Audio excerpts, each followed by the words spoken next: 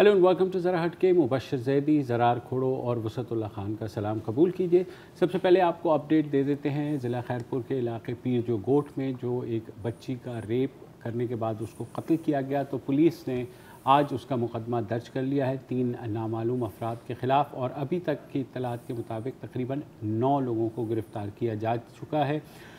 इस बच्ची के वालिद ने जो FIR कटवाई है, उनका ये कहना है कि वो उनकी बेटी जो है वो जहाँ वो रहते हैं वहाँ से तकरीबन 1 किलोमीटर दूर एक हवेली में घरेलू कामकाज के लिए जाती थी और अक्सर वहाँ ठहर भी जाती थी, मगर 9 जनवरी को वो बच्ची वहाँ गई और जब वो वापस नहीं आई तो 11 जनवरी को उन्होंने उसको तलाश करना शुरू किया। तो उनके मुताबिक तकरीबन घर से आधे किलोमीटर के फासले पर उनको वो बच्ची की लाश मिली और साथ ही उसके पास जो बर्तन और दुपट्टा वगैरह, ख्याल यही किया जा रहा है। जो पुलिस ने अभी तक कहा है वो ये कहा है कि उन्हें शुबा है कि इस बच्ची को इस बच्ची का गैंग रेप किया गया है, क्योंकि कम से कम 2 अफराद के पाँव के निशानात वहाँ पाए गए हैं।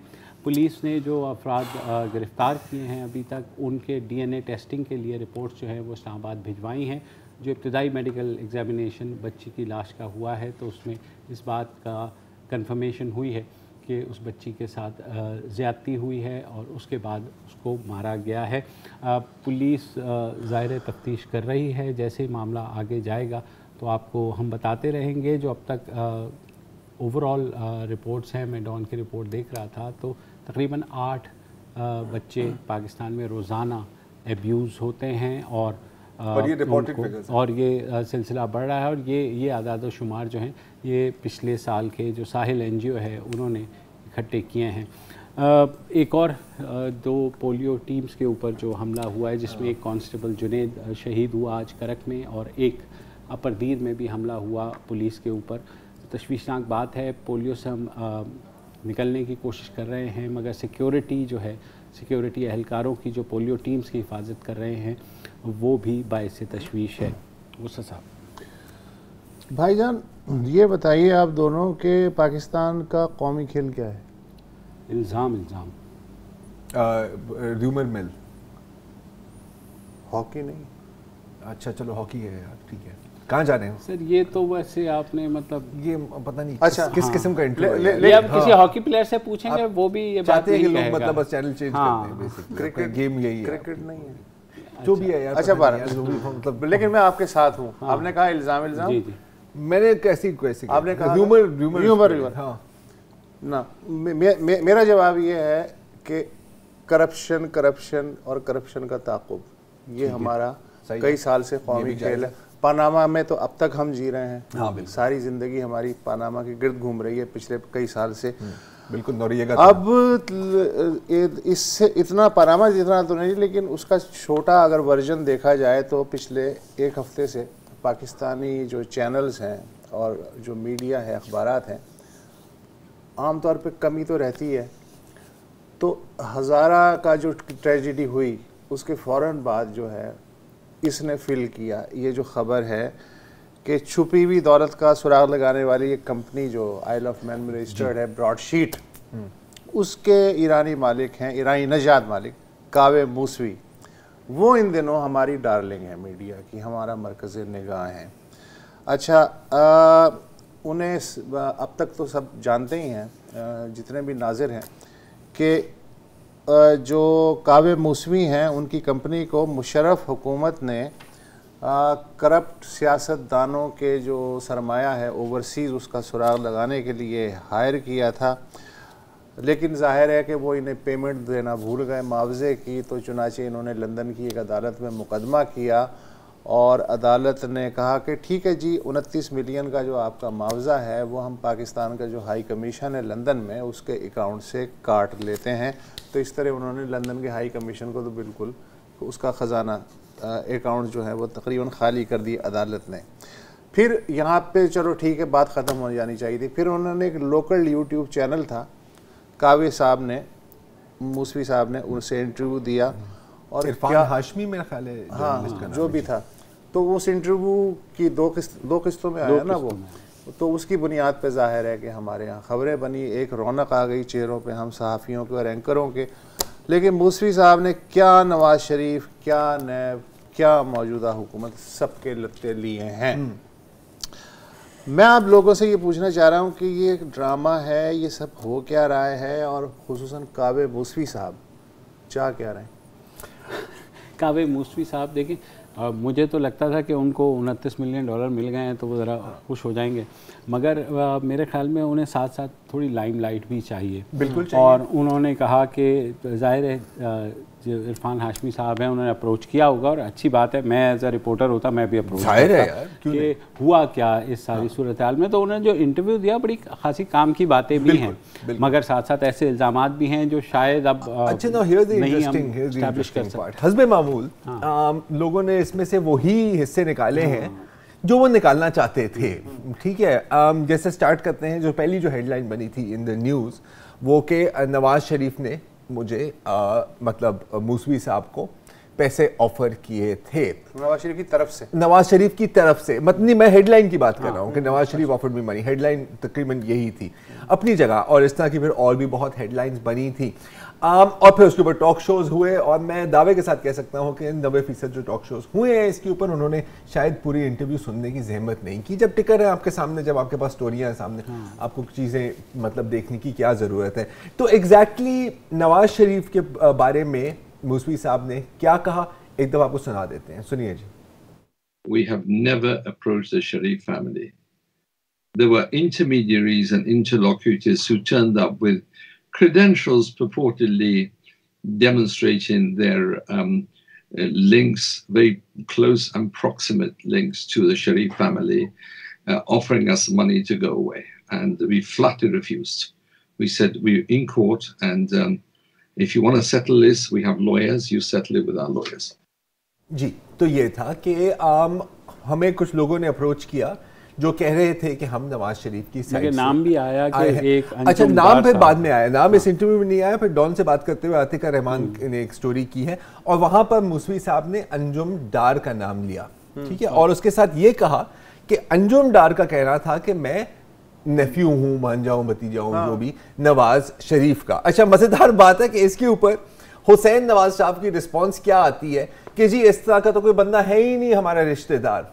हालांकि मूसवी साहब ने यह कभी नहीं कहा कि वो उसका रिश्तेदार है, उसने कहा कि वो कह रहा था। अच्छा, अब हमारी ज़बान में कभी कभी ये भी होता है ना, यार तू मेरा भाई है, ये मेरा मामू है, इसका ये मतलब नहीं है कि वो एक्चुअली मामू है। तो हो सकता है कि इस तरह की लॉस इन ट्रांसलेशन। अंजुम डार कौन है?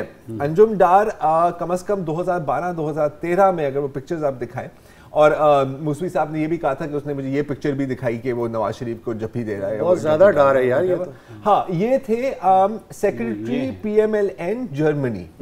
ठीक है, तो बिल्कुल इनके जानने वाला बंदा है। अगेन मूसवी का साहब का इल्जाम है, हो सकता है कि वो गया, हो सकता है ये बात हुई, हो सकता है कि ये बात नहीं हुई। अच्छा, अभी शो से पहले एक वीडियो अपलोड हुई है अगेन मूसवी साहब की, बिकॉज इसी के ऊपर फॉलो अप क्वेश्चन पूछा गया, और जिसमें उनका कहना था कि एक सेकंड, सॉरी सर, यहाँ पे लिखा हुआ है जी कि मुझे नहीं पता कि अंजुम डार कौन है, ना ही मैं उसकी शनाख्त कर सकता हूँ। उसने जब वो मेरे साथ बात करी तो उर्दू में उसने कॉल की और वो कह रहा था कि मैं नवाज शरीफ से बात कर रहा हूँ, लेकिन मुझे इसका भी नहीं पता। ऑब्वियसली जो बात है वो यही करेंगे, और इससे आगे मैं नहीं कह सकता। ये बिल्कुल एक इल्ज़ाम है, और उसने मुझे $25 मिलियन ऑफर किया था।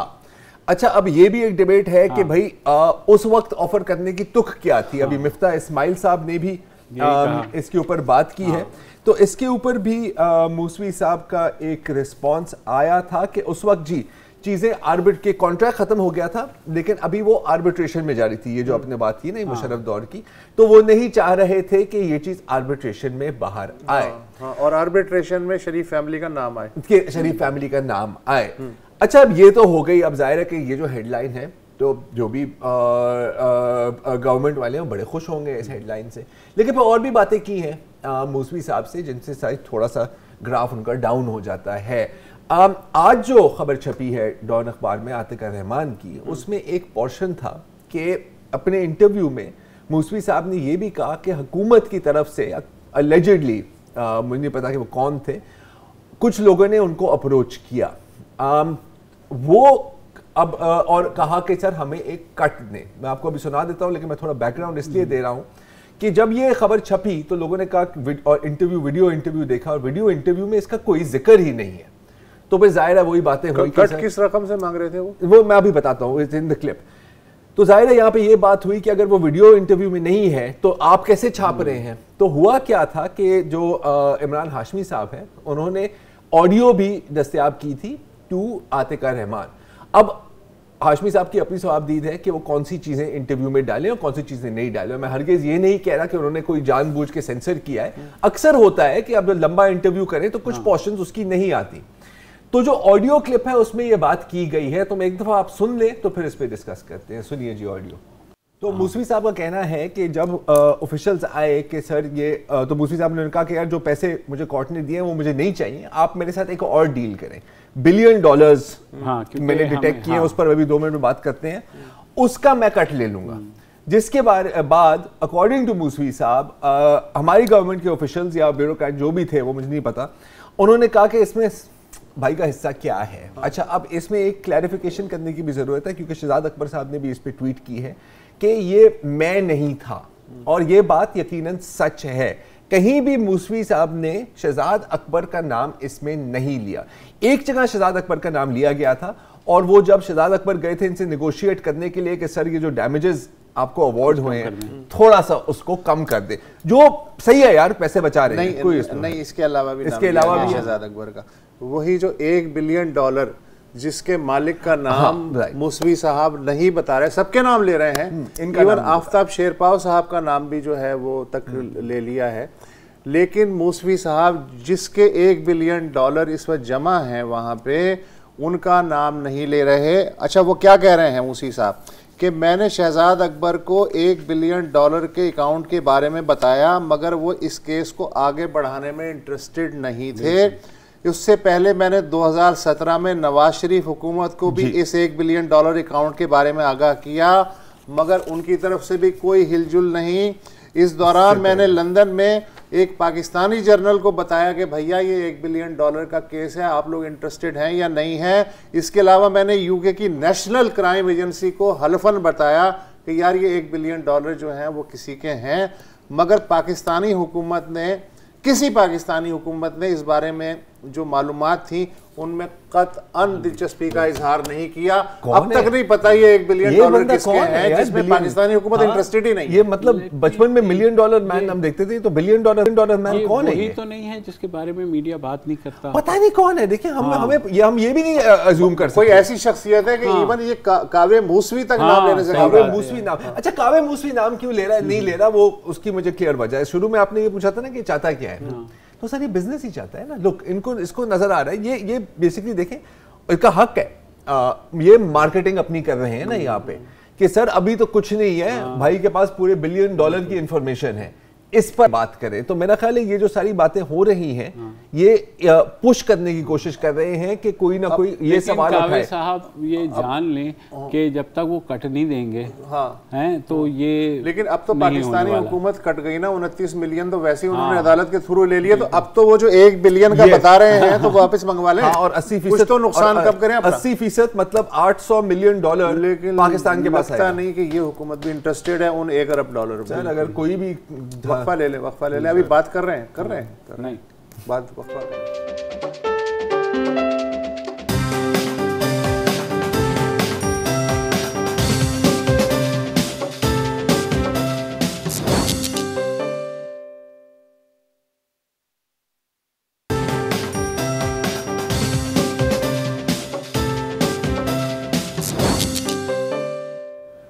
वेलकम बैक जी। हम बात कर रहे हैं ब्रॉडशीट और मूसवी साहब के बारे में, और हमने ये सुना कि नवाज शरीफ के बारे में क्या कहा, हमने ये सुना कि हुकूमती ऑफिशियल्स के बारे में क्या कहा, और ये $1 बिलियन वाली जो बातें चल रही हैं। तो अब सुन ही रहे हैं तो अब ये भी सुन लें कि मूसवी साहब का नेशनल अकाउंटेबिलिटी ब्यूरो के बारे में क्या ख्याल आते हैं। सुनिए। We gave up talking to the government of Pakistan when we saw that they brazenly lie. Its National Accountability Bureau, which was supposed to be the epitome of its ethical institutions, turned out to be a sham. It turned out to be a fraud. It turned out to be a conspiracy against the people of Pakistan when they openly would ask us to remove targets that they themselves had given us, that remove them because they didn't want them investigated. And then when we found that one of them was appointed the Home Minister, whose accounts we had frozen in Jersey, what would you do in those circumstances? Would you continue to talk these people? Of course not. Moosvi साहब का कहना है कि national accountability भी काफ़ी fraud था, उनके कहने में, मैं नहीं कह रहा, और कि पहले वो कहते थे कि इस बंदे को इन्वेस्टिगेट करो, फिर कहते थे कि नहीं नहीं नहीं सर छोड़ दें, और एक बंदा जिसको इन्वेस्टिगेट करना था वो बाद में होम मिनिस्टर भी बन गया। तो अगर मतलब क्लिप्स चलानी है, हेडलाइंस बनानी है, तो फिर तीनों चीज़ें देखनी होंगी, सिलेक्टिवली ना करें। $29 बिलियन पाकिस्तानी हुकूमत को अब देने पड़ गए ना मूसवी साहब को, बजाय इसके कि आप अपनी खुद एहतसाबी करें, जायज़ा लें कि हमने क्यों दे दिए, हमारी तरफ से ऐसी क्या खामियां थी। शहजाद अकबर साहब जो हैं वो कह रहे हैं कोई ऐसी बात नहीं है, वो टेक्निकल ग्राउंड्स पे जो है वो कॉन्ट्रैक्ट की खामियों की वजह से जीत गया, जैसे ये कोई बात ही नहीं है ना। 29 रुपए का मामला है। अच्छा, और ये कि ये पाकिस्तान को कंगाल करना चाहता है। अच्छा भाई, जाहिर है वो तो कंगाल करना चाहेगा। सवाल ये है कि आप क्या कर रहे हैं। अब मुझे लग रहा है कि खुदा ना खास्ता अगर $4.5 बिलियन का रेको दिक्का जो है ठुक गया टीका, उस वक्त भी शहजाद अकबर साहब यही कि ये तो कोई बात नहीं, वो टेक्निकली था इसलिए वो थोड़ा लंबा टीका है, शायद उस पर ना करें। Anyway, moving on. हमारी आज की जो एक मेन स्टोरी वो ये भी है कि पंजाब पब्लिक सर्विस कमीशन के पेपर्स जो हैं वो लीक हुए।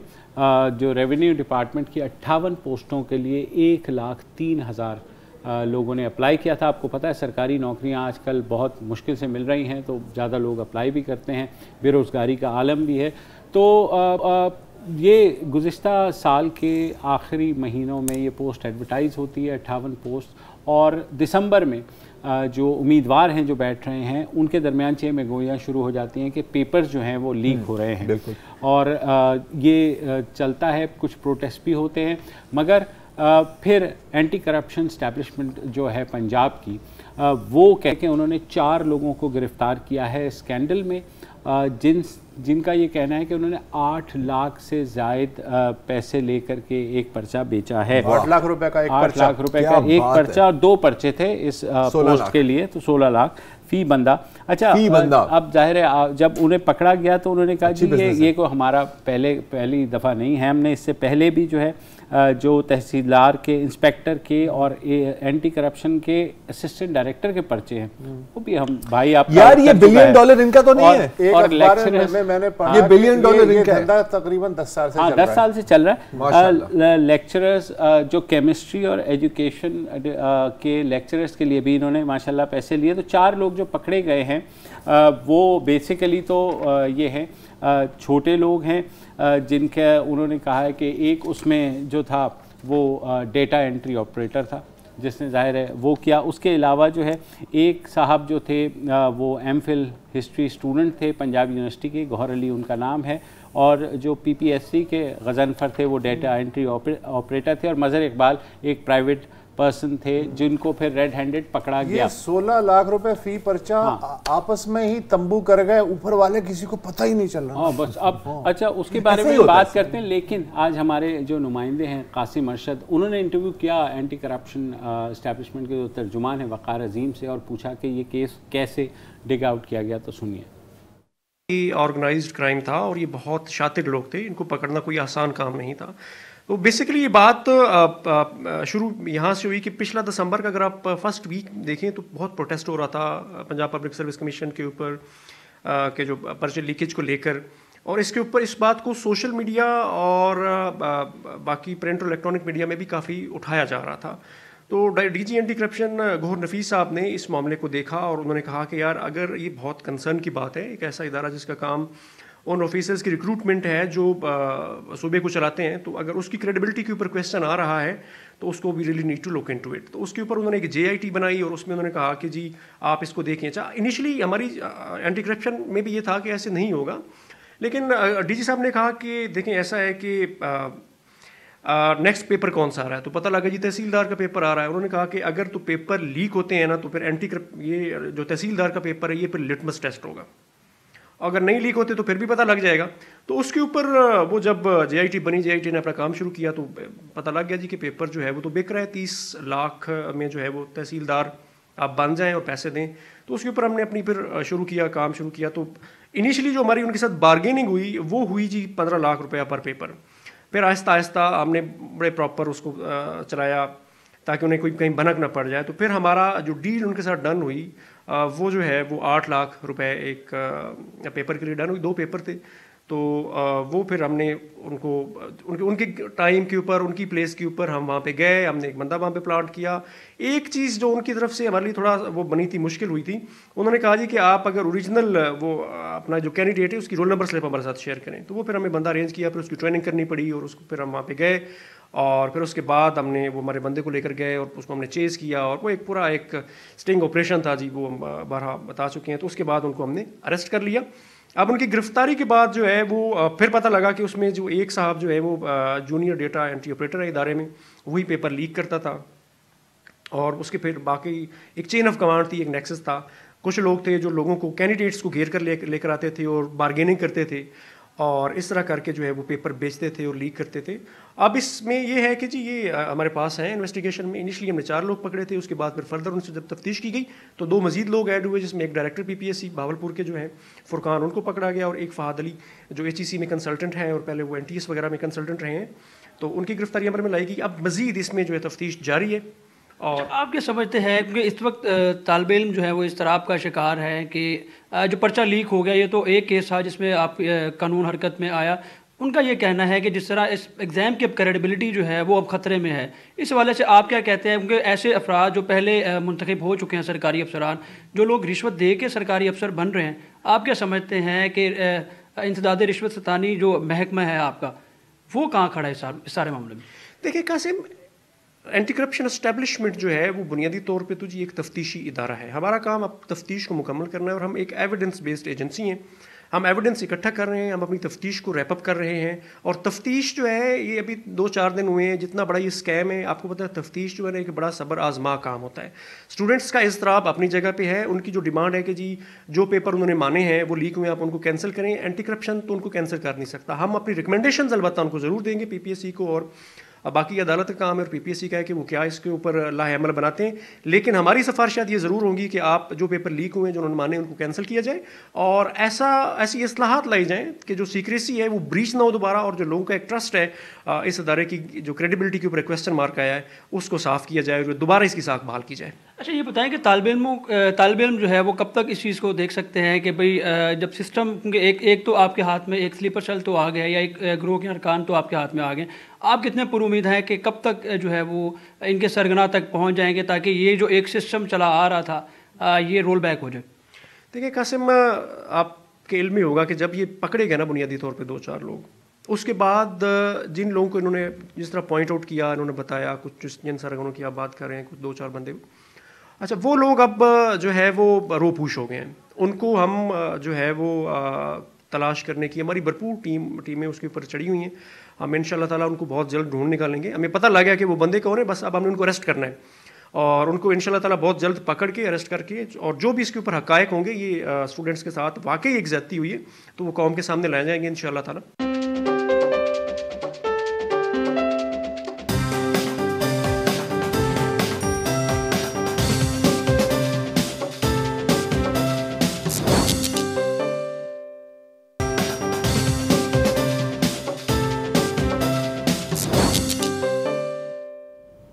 Welcome back. हम बात करें पंजाब पब्लिक सर्विस कमीशन के जो पर्चे लीक हुए और जो PPSC का इसमें सारा मौक़िफ़ है वो बड़ा गैर संजीदा है। हमने कोशिश की कि उनके MD चेयरमैन से बात की, उन्होंने उस बात को मना कर दिया, मगर हुआ ये है कि पेपर लीक हुए, उसके बाद वो इम्तिहान भी हो गया, जैसे आपने सुना कि वो कैंसिल कराने की रिकमेंडेशन पेश करेंगे, लेकिन बात उससे आगे निकल गई। कल उन लोगों के इंटरव्यूज़ भी हो गए, तो लिहाजा जो लीक शुदा पेपर दे के जिन्होंने अटैम्प्ट की उनके इंटरव्यूज़ भी हो गए। इस बात पर कल से लेकर गुज़िश्ता हफ्ते से बल्कि मुज़ाहरे चल रहे हैं पंजाब के अंदर। तो हमने एक हमारे साथ मौजूद हैं जो PhD कर रहे हैं, डॉक्टर शहरियार ख़ान, ये भी उम्मीदवार थे। तो welcome to the show Shahriyar, मुझे बताइए ये जो अब मुज़ाहरे हो रहे हैं तो आपका मुद्दा इसमें है क्या?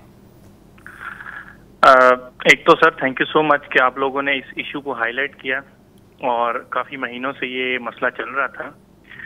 अब इशू सर ये है कि जो पेपर्स हैं वो मतलब फ्रीक्वेंटली लीक होते रहे और ये बात भी मीडिया पे आती रही और फेसबुक पे, सोशल मीडिया, बाकी जगहों पे भी। और डिफरेंट जो लोग जो हमारे साथ अभी मौजूद हैं उनमें से कुछ लोगों ने ये भी हम राब्ता किए एक दूसरे से कि यार किसी ने उनको बताया कि पेपर्स लीक हो रहे हैं। अब जब ये कंसर्न हुआ तो हम लोगों ने पीपीएससी के सामने जाके एहतजाज किया पहले। तो हमें उन्होंने पहली बात तो ये कि उन्होंने, जैसे अभी आपने भी फरमाया कि उन्होंने हमें संजीदा तौर पे लिया ही नहीं है कि जी ये वो लोग हैं जो फेल हो गए हैं या वो लोग हैं जो क्वालिफाई नहीं कर सके हैं या कुछ शरपसंद अनासिर हैं, ये प्लांटेड लोग हैं। अब जब नहीं माना चेयरमैन साहब ने, उस दिन चेयरमैन साहब से मीटिंग भी हुई तो चेयरमैन साहब ने फरमाया कि जी कोई करप्शन नहीं है, कोई कुछ भी नहीं है। तो लोगों ने कहा कि ठीक है सर, आप वेट कर लें और हम लोग जो है वो पेपर आपके सामने ले आएंगे या आप हमारा साथ दें। जो लोग पेपर बेचते हैं उनको हम आपके सामने एक्सपोज करते हैं बाय सम मीन्स। तो उन्होंने नहीं, कोई बात नहीं मानी। और जिस दिन ये पेपर था, ये वाला जो तहसीलदार का पेपर है, उस दिन एंटी करप्शन ने खुद ही ये कार्रवाई करके और पेपर से आधा घंटा पहले जो पेपर बेचने वाला पूरा गिरोह है उसको बेनकाब किया और पकड़ के तो वहां पे ले गए इनको और प्रेस कॉन्फ्रेंस कर दी। अब बात यह कि पीपीएससी एक वो वाला इदारा था जिसके ऊपर हर गरीब बच्चे का, हर उस आदमी का एक एतबार था जिसका कोई सियासी बैकग्राउंड नहीं है, जिसके पास पैसे नहीं है, जिसके पास सिफारिश नहीं है, कि जी एक ट्रांसपेरेंट इदारा है। लेकिन ये सारा मसला और ये सारे मामलात होने के बाद क्या हुआ है कि जी लोगों का एतबार ही सिस्टम से उठना शुरू हो गया है। अब जब सब कुछ हो गया, एंटी करप्शन ने ये काम कर डाला और ऑब्वियसली इन लोगों की एक बड़ी अचीवमेंट है कि इन्होंने बड़ा प्रॉपरली लोगों को ट्रेस किया और लेके आए मंजर आम पे। तो सर एक अदद जो क्लैरिफिकेशन या एक वजाहत या कोई भी कोऑपरेशन था पीपीएससी की तरफ से, वो नहीं किया गया। पहली बात, पीपीएससी एक अच्छा इदारा था और है, मैं इदारे को बुरा नहीं कह रहा, लेकिन जब बंदा पकड़ा गया, सारी चीजें होंगी, तो पीपीएससी ने तब भी कोई वजाहत नहीं दी और उसके ऊपर सितम बालाए सितम ये कर दिया कि सर आप देखें कि उन लोगों के भी इंटरव्यूज कंडक्ट किए गए, उन पेपर्स के भी इंटरव्यूज कंडक्ट किए जा रहे हैं मुबैना तौर पर, जो कि उस ग्रोह ने कन्फेस किया कि हम लोगों ने लीक किए हैं। तो आप खुद देखें कि कितनी संजीदगी दिखा रहा है कमीशन इस मामले को एड्रेस करने में, या जो भी उम्मीदवारान हैं उनके जो भी गमो गुस्सा है। आपको पता है कि अनएम्प्लॉयमेंट कितनी है, लोगों में फ्रस्ट्रेशन कितनी है। अब डेली बेसिस पे यहाँ पर एहतजाज हो रहा है, लेकिन उस एहतजाज को ना कोई एड्रेस करता है, ना कोई अपडेट आती है कि जी इस केस पे क्या हुआ है और इस सारे मुद्दे के पीछे जो आला हुकाम है पीपीएससी के, उनमें से कौन सा बंदा इन्वॉल्व था। चेयरमैन कौन है उनके? चेयरमैन उनके लेफ्टिनेंट जनरल हैं मकसूद, जो 2018 में तैनात हुए थे। लेफ्टिनेंट जनरल रिटायर्ड मकसूद आलम साहब हैं, जो कि वॉर कोर्स भी किए हुए, मतलब आई डोंट नो के, लेकिन पीपीएससी से उनका क्या ताल्लुक़ है मुझे नहीं पता। तो शहरियार मुझे ये बताइए कि कैसे होता है, क्या आपको भी कोई ऐसे मैसेजेस आए कि भाई पेपर ख़रीद लें?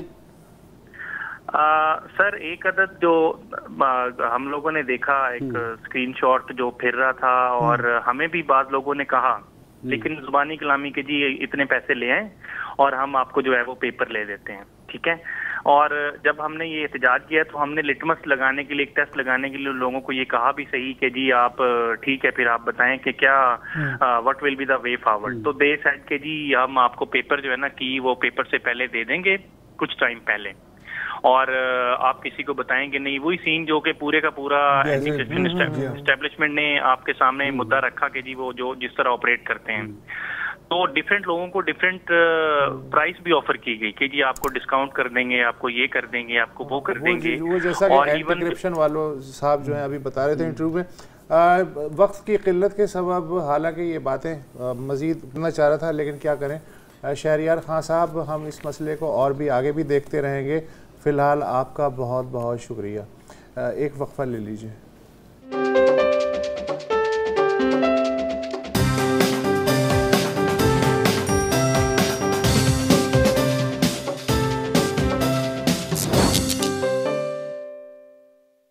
कल वज़ीर-ए-आज़म इमरान खान ने रास्त पाकिस्तान की लॉन्च की और ये एक डिजिटल और माइक्रो पेमेंट्स गेटवे है जिसमें स्टेट बैंक ऑफ पाकिस्तान की जानिब से लॉन्च हुई है। ज़ाहिर है हुकूमत पाकिस्तान, गेट्स फाउंडेशन और करंदाज पाकिस्तान एक कंपनी है, उन्होंने मिलकर ये प्रोजेक्ट बनाया है। अच्छा, जब से ये हुआ है तो इंडस्ट्री के जो स्पेशलिस्ट हैं वो काफ़ी खुश हैं कि जी इससे बहुत आसानी आ जाएगी पेमेंट्स में and so on and so fourth. आम आवाम ये सवाल पूछ रही है और मैं भी इसमें शामिल हूं, है क्या और इससे क्या होगा, क्या फायदा होगा। अब जाहिर है कि मैं इसका जवाब नहीं दे सकता, इतना मैं काबिल नहीं हूं। तो आज हमने दावत दी है अली सरफराज जो CEO चीफ एग्जीक्यूटिव ऑफिसर हैं करंदाज पाकिस्तान के, ताकि वो ही हमें समझाएं और यकीनन हम समझ भी जाएंगे कि रास्त है क्या और इससे क्या फायदे मिलेंगे पाकिस्तान को और पाकिस्तान की आवाम को। So thank you very much for joining us. Ali साहब, थोड़ा सा आसान अल्फाज में हमें समझाएं कि डिजिटल पेमेंट्स और माइक्रो पेमेंट्स के जो गेटवे है ये कैसे ऑपरेट करता है, इसका क्या बेनिफिट्स हैं इसके? जी बहुत शुक्रिया ज़रार साहब फर्स्ट ऑफ ऑल मुझे इनवाइट करने का प्रोग्राम में, इट्स अ प्लेजर। देखिए micro payment gateway just gateway का नाम है। गेटवे का मकसद ये होता है कि जो बहुत हमारे बैंक्स हैं, फाइनेंशियल इंस्टीट्यूशंस हैं या कोई भी जो इंस्टीट्यूशन है जो डिजिटल फाइनेंशियल सर्विसेज प्रोवाइड कर रहे हैं, उन तमाम इंस्टीट्यूशंस को कनेक्ट करने के लिए एक सेंट्रलाइज सिस्टम रिक्वायर्ड है। और उस सिस्टम का काम ये है कि एक इंस्टीट्यूशन में जो अकाउंट है वो दूसरे इंस्टीट्यूशन के अकाउंट के साथ कनेक्ट हो सके। तो रास्त उस पेमेंट सिस्टम का नाम है जो कि एक इंस्टेंट पेमेंट सिस्टम है।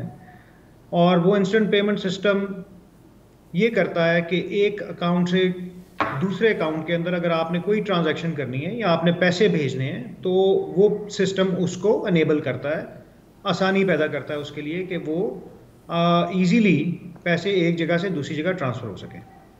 तो अच्छा, तो ये जो काम है ये तो वैसे भी तो हो जाता है ना, जैसे फर्ज करें अगर मैं एटीएम को यूज करूं, एटीएम से मैं ट्रांसफर करूं, कुछ लोग ये भी सवाल पूछ रहे थे इजी पैसा से भी हो जाता है, पैसा और जायज कैश, तो फिर इसमें मतलब फर्क क्या है, हम ये समझना चाह रहे हैं। जी, तो इजी पैसा और जायज कैश जो हैं वो फ्रंट एंड सिस्टम्स हैं। वो सिस्टम ये है कि आपने अगर जायज कैश के ही एक अकाउंट से जायज कैश के ही दूसरे अकाउंट में पैसे भेजने हो तो आपको इस सिस्टम की कतई ज़रूरत नहीं। लेकिन फर्ज कीजिए कि आपने जायज कैश या इजी पैसा अकाउंट से हबीब बैंक में या MCB के अंदर पैसे भेजने हो तो फिर आपको इस सिस्टम की रिक्वायरमेंट है। इसलिए ये सेंट्रलाइज्ड एक सिस्टम है जो मुख्तलिफ फाइनेंशियल इंस्टीट्यूशंस को कनेक्ट करता है। साथ ही साथ में बहुत सारी ऐसी दूसरी फाइनेंशियल सर्विसेज हैं जो दूसरे इंस्टीट्यूशंस देते हैं। फॉर एग्जांपल जिस तरह सैलरी की ट्रांसफर्स हैं, वो सैलरी की ट्रांसफर्स के लिए अगर ये गवर्नमेंट एंटिटी कनेक्ट करती है सिस्टम के साथ तो वो इजीली सैलरी की ट्रांसफ़र कर सकती है। एहसास की पेमेंट्स हैं वो इजीली ट्रांसफ़र हो सकती हैं क्योंकि वो इस सिस्टम से कनेक्टेड है। सो इजी पैसा आप ये समझिए आसान ज़ुबान में कि इजी पैसा और मोबाइल जायज़ कैश फ्रंट एंड सिस्टम्स हैं। ये वो सिस्टम्स हैं जो बैक एंड के ऊपर तमाम डिफरेंट इंस्टीट्यूशंस को कनेक्ट करते हैं। अच्छा अली, मुझे ये भी समझना है सिंस स्टेट बैंक इन्वॉल्व है, बैनुल अक़वामी पेमेंट्स के लिए भी ये होता है क्योंकि बहुत से यहाँ कंप्लेंट्स थी कि पेपैल नहीं है, गूगल पे काम नहीं करता, तो एक ऐसा सिस्टम होना चाहिए कि यहाँ जो बच्चे अगर किसी बैनुल अक़वामी फर्म्स के लिए काम कर रहे हैं या सर्विसेज दे रहे हैं तो उनकी पेमेंट्स आना एक बहुत बड़ा मसला था। जी मोमिन साहब, हमारी उम्मीद ये है कि इस सिस्टम के आने के बाद गूगल पे और पेपैल और दूसरे सिस्टम आके इस सिस्टम के साथ कनेक्ट करेंगे और पेमेंट्स को इनेबल करेंगे। देखिए ये सिस्टम बजाते खुद इंटरनेशनल पेमेंट्स के लिए नहीं है, लेकिन मैं आपको ये ज़रूर बता सकता हूँ कि जब हम ये सिस्टम इंस्टॉल कर रहे थे तो गूगल पे और पेपैल के जो सीनियर एग्जीक्यूटिव्स थे उन्होंने बड़ा इंटरेस्ट शो किया कि अगर ये सिस्टम पाकिस्तान में लग जाएगा तो वो बहुत इंटरेस्टेड होंगे कि वो भी पाकिस्तान में आके अपनी सर्विसेज प्रोवाइड करें। अच्छा अली साहब, एक हमेशा एक बार बार एक बात की जाती है पाकिस्तान में कि यार इकोनॉमी को डॉक्यूमेंट करना है, इकोनॉमी को डॉक्यूमेंट करना है। शबर जैदी साहब डॉक्यूमेंटेशन करने के चक्कर में नौकरी छोड़ दी उन लोगों ने, उन्होंने। तो किस हद तक ये इस चीज़ के लिए फ़ायदेमंद होगा, क्योंकि यहाँ पर एक हमारा है कैश का कल्चर और शायद इसकी वजह ये है कि हम समझते हैं कि यार कैश में ना कोई ट्रांजैक्शन कॉस्ट नहीं है, मैंने आपको 100 रुपये देने या मैं आपको 100 रुपये ही दे रहा हूँ। अगर मैं किसी सिस्टम के थ्रू जाऊँगा तो 2% इधर कटेंगे, 2% उधर कटेंगे। तो ये इस प्रॉब्लम को या इस परसेप्शन को थोड़ा सा बेहतर करेगा या नहीं? देखिए ज़रार साहब, आपके सवाल में 2 सवाल हैं और दूसरा सवाल का मैं जवाब पहले दूंगा। आपने कहा कि इस सिस्टम की कॉस्ट क्या होगी। देखिए ये system state of the art है, लेटेस्ट है, एपीआई बेस्ड है, कनेक्टिविटी आसान है, और मकसद इस सिस्टम का ये है कि अगर आपने लेट्स से इवन 50 रुपए भी ट्रांसफर करने हो एक अकाउंट से दूसरे अकाउंट में, तो इसकी जो फी है इसकी वो क्लोज टू जीरो। सबसे पहली बात तो ये। दूसरी बात आपने की इकोनॉमी की, डॉक्यूमेंटेशन की और टैक्सेशन की। देखिए जब पाकिस्तान के अंदर एक मेट्रिक अगर आप नोट करें जिसे कहते हैं cash in circulation as a percentage of cash in accounts और इन डिपॉजिट्स, पाकिस्तान में बहुत हाई है, जिसका मतलब ये है कि हम बजाते कौम बहुत सारे पैसे जो है हम कैश में रखते हैं, कैश में इस्तेमाल करते हैं, और बैंक और फॉर्मल फाइनेंशियल इंस्टीट्यूशन में नहीं रखते, फॉर्मल इकोनॉमी में नहीं रखते। जब हम ज़्यादा से ज़्यादा डिजिटल पेमेंट्स की तरफ चले जाएंगे तो हमारा जो कैश सर्कुलेशन में है वो कम हो जाएगा, जिसका मतलब ये है कि हमारी ज़्यादा इकोनॉमी डॉक्यूमेंट हो जाएगी। लेकिन मैं आपको ये गोशगुजार करूँगा कि इस सिस्टम का मकसद ये है कि वो लोग जो अभी फाइनेंशियल सिस्टम में है ही नहीं, जिसका हिस्सा ही नहीं है, जो एक्सक्लूडेड है, उनको इंक्लूड किया जाए, और साथ ही साथ इकोनॉमी जो है उसके अंदर जो फाइनेंशियल ट्रांजैक्शन है उनको डिजिटाइज किया जाए, और जब वो डिजिटाइज होंगी तो विजिबिलिटी आएगी ट्रांजैक्शन पे जब विजिबिलिटी आएगी तो टैक्सेशन भी इंक्रीज होगी। लेकिन हमारा फोकस इस पूरे सिस्टम का उन गरीब लोगों पे है जो कि हमारे फॉर्मल फाइनेंशियल इंस्टीट्यूशन में अनफॉर्चुनेटली करंटली इंक्लूडेड नहीं है और एक्सक्लूडेड है। ठीक है। अच्छा, तो एक आखिरी सवाल अली साहब, अब बहुत लोगों को एक गलत फहमी है कि एक ऐप है, मैं ये क्लियर करना चाहूँ ये ऐप नहीं है, लेकिन ये जो इंफ्रास्ट्रक्चर बन रहा है, जैसे चीन में हम देखते हैं अली पे या वी चैट पे, तो क्या ये हमें उस तरफ ले जा रहा है कि जी अगर आपने इन द फ्यूचर कोई चीज़ खरीदनी है तो आपको पैसे देने की जरूरत नहीं है, आपने फ़ोन स्कैन कर दिया, QR कोड स्कैन कर दिया, is that way we are going with this? देखिए बात यह है कि अली पे या वी चैट अनेबल इसलिए हुए थे कि चाइना के अंदर ऐसे सेंट्रलाइज्ड पेमेंट सिस्टम मौजूद थे जिन्होंने अली पे और वी चैट की तरह की फिनटेक्स उन कंपनीज को कहते हैं जो फाइनेंशियल सर्विसेज प्रोवाइड करती हैं टेक्नोलॉजी को यूज करते हुए। तो लेकिन before they could do that, ये ज़रूरी था कि उस मुल्क में बुनियादी इंफ्रास्ट्रक्चर, जिस तरह फॉर एग्जांपल हमारे मुल्क में सड़कें हैं, मोटरवेज हैं, रेलवेज हैं, अगर आपके पास रेल ट्रैक नहीं है तो आप उसके ऊपर ट्रेन नहीं चला सकते। आप ये समझिए इस तरह ही है कि अब हमने पटरी बिछा दी है, उसके ऊपर ट्रेन चलाना जो है अब प्राइवेट सेक्टर का काम है। हमें उम्मीद है कि फिनटेक्स आएंगी, सर्विसेज प्रोवाइड करेंगी, वी चैट भी इंशाल्लाह आएगी, पेपैल भी आएगा और बाकी सर्विसेज गूगल पे भी आएगा, और मुझे ये उम्मीद है कि हमारे लोकल जो एंटरप्रेन्योर्स हैं वो भी आएंगे और ऐसी नई सर्विसेज इंट्रोड्यूस करेंगे जिससे पेमेंट्स हो सकेंगी। एटलीस्ट उनके लिए जो नीचे का बुनियादी इंफ्रास्ट्रक्चर है वो तैयार, वो अब सेटअप हो गया। ठीक है, बहुत बहुत शुक्रिया अली साहब। आई थिंक यही एनालॉजी है कि जी मोटरवे बना दिया है, अब आप इस पे गाड़ी भी चला ले तो बेहतर होगा। आज के लिए इतना ही जी, इजाजत दीजिए, खुदा हाफिज।